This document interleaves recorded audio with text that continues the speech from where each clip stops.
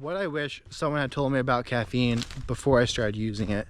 So to give some background here, I started using caffeine when I was in my junior year of high school. I had to take my SATs and it was recommended to me that caffeine would help me do better on it. So I took some and I got a little jittery. Didn't quite know what I was looking for in terms of feeling, but I did slightly better on the exam. And I figured, well, this could be a useful tool to start using. So then later on during the summer, I was doing off-season wrestling, and I used to have these little 5-hour energy drinks, and I would take a cap full of it before I would go into practice.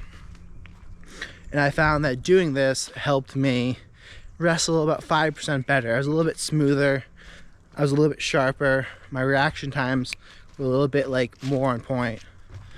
So this trend continued all the way up until the season.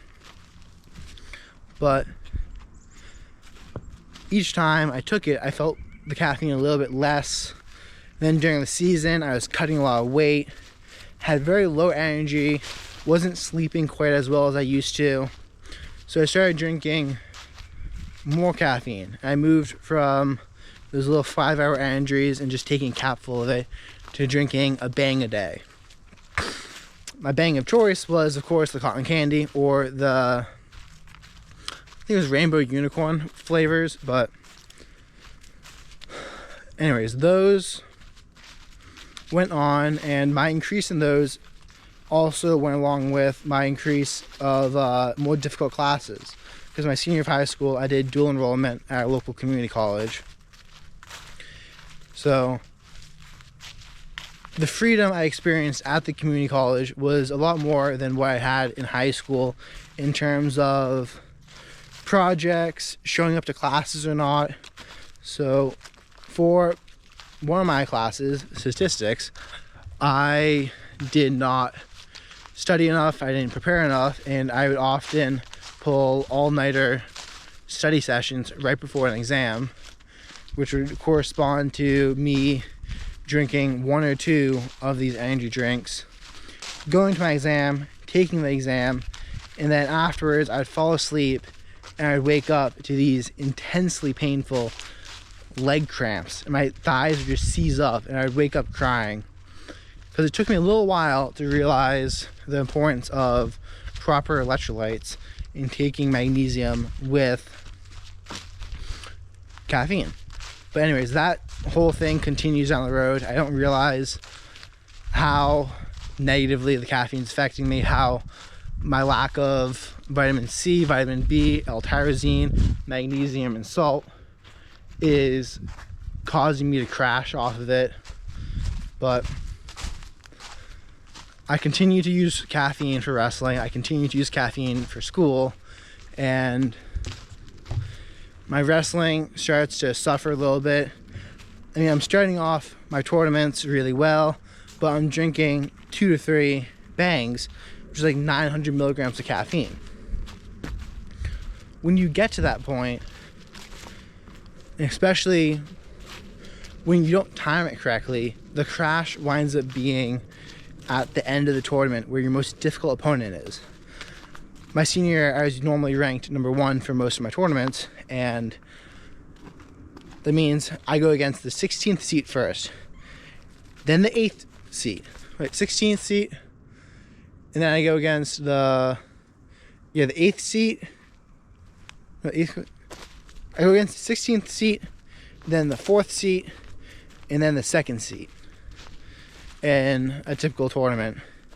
And I'd be cracked off my mind, very up there on stimulants for the first match, which I was going to win easily anyways. Then I'd blow through the 4th seat, but when it came time to face the 2nd seat, my body was not necessarily always quite on point. The caffeine was getting too high, and I started seizing up.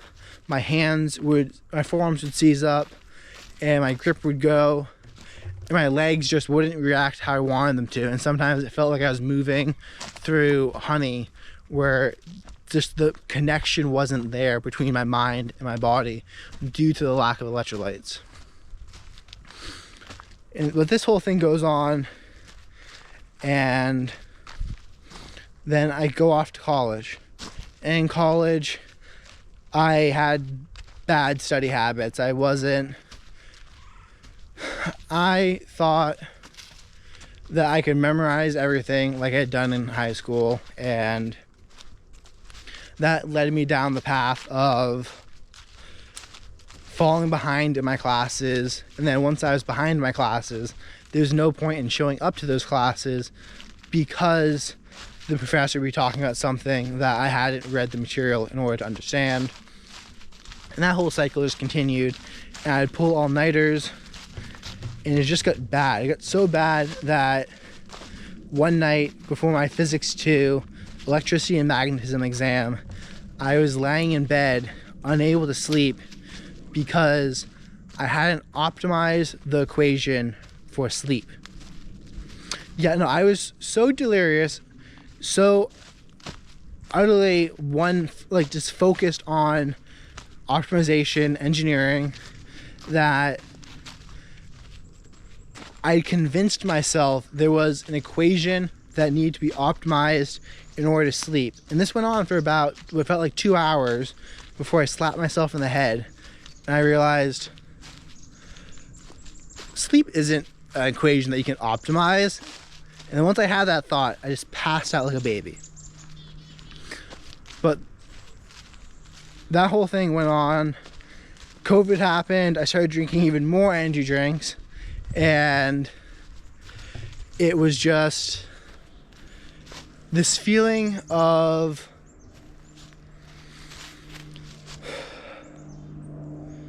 I would start the day and I'd have this tumbler right next to my bed with ice already in it, and I'd have usually a Bang energy drink on my desk, and I'd crack that and I'd drink that first thing in the morning, and then I'd follow it up with another one, and then I would sip on the third one and let that usually drag that out throughout the whole day. And then later on I'd be crashing, and it was like this thing of trying to, like, I had this very simple equation and I couldn't even do basic algebra in order to move the variables around because my brain was completely shut down. And I knew what electrolytes were. I was taking magnesium, I was taking salt, I was taking C, I was taking B vitamins, I was taking zinc, I was taking all of these things in order to keep myself barely functioning due to the levels of caffeine I was putting in my body. And I know some people are like, oh, 600 milligrams, that's not that bad. For me, I was reacting horribly to it. And eventually it just became too much, and I decided I have to quit. I can't go on with this feeling. I felt too crappy, and I just wanted to go back to normal, but I didn't know what normal was. I had lost the idea of it. I just knew that what I felt here was not normal, but I wanted normal. Like, it was this obsession that got into my mind. So one day during Christmas break, I just go cold turkey, stop doing caffeine, stop doing energy drinks, and then I would sleep. I would take these 4-hour naps around 11 a.m. and I just was starting to feel like I was getting myself back. Like I was actually able to generate my own, like, enough dopamine for myself. I didn't need these other chemicals that I'd been taking. And this went on for about a week. I'd nap around 4 a.m. A nap for 4 hours around 11 to 10 a.m. And then I'd wake up. But eventually, I found it more and more difficult to go to bed when I wanted to. I would no longer be going to bed around 8 o'clock. I'd be going to bed around 12, around 2 in the morning. And when I would go to bed at 2 in the morning, I would get tired a lot quicker. And then once I got tired, I would take a nap. So my life kind of devolved into these series of 4-hour naps that I would take randomly throughout the day. I lost the pattern of sleeping at night, and my whole life just became, oh, I'm tired, I'm gonna take a nap. I'm awake now, I'm gonna do some work. But the weird thing is, when you're in that mode, you're never getting, at least I was never getting, a good enough sleep at night. And I started to have these weird dreams that were just very realistic, and they weren't like dreams, they were like memories, and they weren't crazy, they were like my everyday, what was happening in my life. And I stopped being able to tell the difference between my dreams and reality. And when that point happened, it absolutely freaked me out. And I went to my doctor. I'm like, actually, I called him up crying. I'm like, I need help. Like, I don't know what's the difference between my dreams. I don't know what's the difference between reality. I don't really know what's going on. My circadian rhythm is all messed up. It was all out of whack. So I go in, he gets me in, I see him, and he prescribes SSRIs. It's like, they're not really meant for sleep, but they're gonna help you sleep. So I started taking those, and I slept. For the first time in 3 weeks, I had a full 8 hours of sleep, and I woke up in the morning, and I was like, wow. But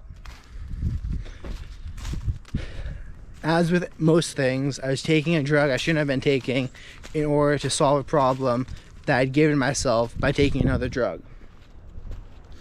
And over the course of the week, I keep taking the SSRIs, and I'm able to sleep, but I start feeling weird. I start feeling off. And it's just, like, normality started coming back to me. And I'm like, I know how I should be feeling, but my brain just feels weird. Like, it feels like I'm not myself.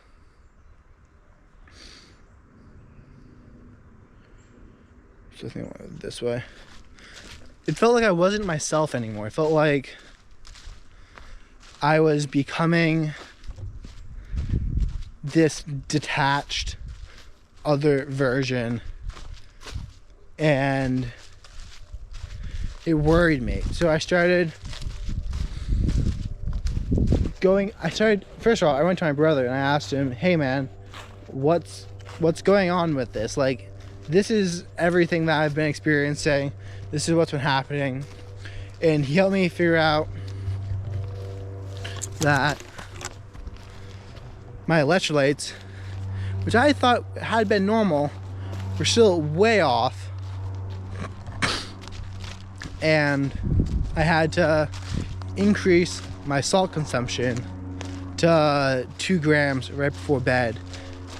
And I was doing that along with the initial reset the SSRIs gave me to get my circadian rhythm back on check, helped me start sleeping through the night. But the whole point of this is just a warning to people who might be taking caffeine. They might have started a month ago taking the energy drinks, and they don't experience any of the negative side effects. And that's because the human body is like a battery. It stores up the nutrients in all of your cells, and eventually the caffeine is going to flush out those nutrients, and you're going to start feeling bad. You're going to have symptoms pop up, and you're going to wonder, what's causing this? Can't possibly be the caffeine. The caffeine made me feel so amazing. And then eventually you won't be able to sleep. You're just going to throw off your energy, you might start overeating. And then maybe you're like, okay, well, I don't want to be eating as much, so I'm going to increase my caffeine consumption to suppress my appetite. And this is all the stuff that you can get into when you don't listen to what your body's telling you and you try to tell it what to do instead, which is a big theme that I'm working on right now. Is just, how do I listen to what my body tells me so that I can improve my health? Sometimes it is necessary to tell your body what you need to do and what it needs to do, but most of the time the feeling of needing that is due to a lack of creativity and a lack of being able to put yourself in the environment of seeing all the possible outcomes. If you're driving on the road and you're dead tired, but you're trying to get somewhere on time, it is extremely socially acceptable to text someone and be like, hey, I'm really tired, I'm gonna pull off and take a nap so I don't crash. And then you pull off the highway and you take a nap. Like, for some reason, and I've fallen into this trap many times, like, you think that, like, you need to be there at this time, like, you need to make this thing happen. It's like, no, you can text people and you can let them know how you're currently feeling, how you're currently doing, and people are very understandable. So